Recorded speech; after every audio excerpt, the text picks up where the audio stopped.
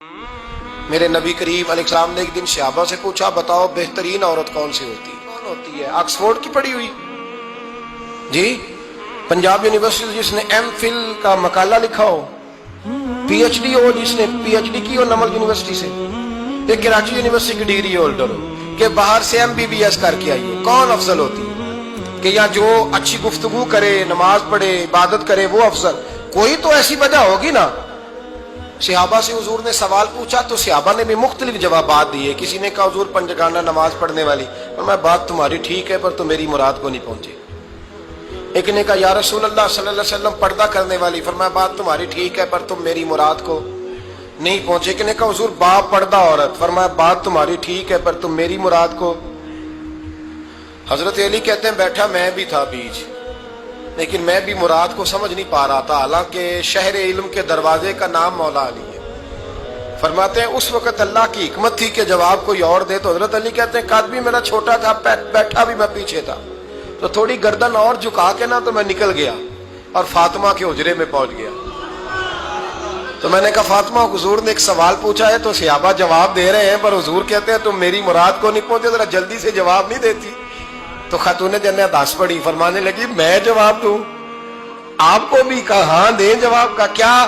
فرمانے لگے بتاؤ سب سے بہترین عورت دنیا کی کون سی، سب سے بہترین؟ تو جناب فاطمہ کہنے لگی سادہ سا جواب تھا، آپ لوگوں کو آیا کیوں نہیں؟ کہا چلو بتاؤ۔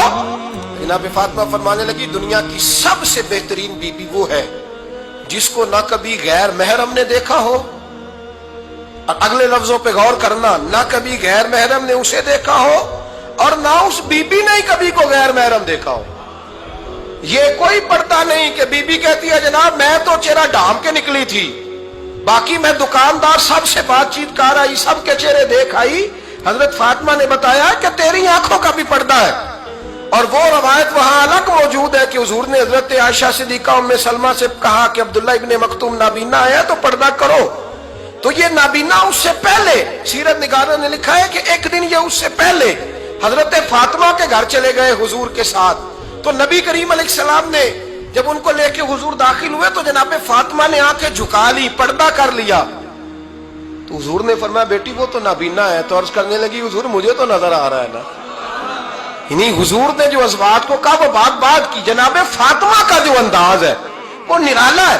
تو حضرت علی کہتے ہیں جناب فاطمہ نے جواب دیا کہ بہترین عورت وہ جسے نہ کبھی غیر محرم دیکھا ہو اور نہ غیر محرم نے کبھی وہ بی بی نے بھی کبھی غیر محرم بندہ نہ دیکھا ہو، دیکھا ہی نہ ہو اس نے۔ یہ پوائنٹ ذرا مشکل ہے، سمجھنے والا ہے۔ تو حضرت علی کہتے ہیں میں وہاں سے گردن جھکائی اور بیچ آ کے بیٹھ گیا، بات ابھی جاری تھی۔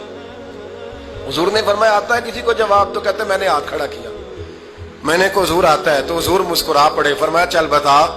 میں نے عرض کی حضور بہترین عورت وہ ہے کہ نہ کبھی اسے غیر محرم نے دیکھا ہو نہ اس نے کبھی غیر محرم دیکھا ہو۔ تو حضرت علی کہتے ہیں شاباش مجھے ملنی چاہیے تھی نا۔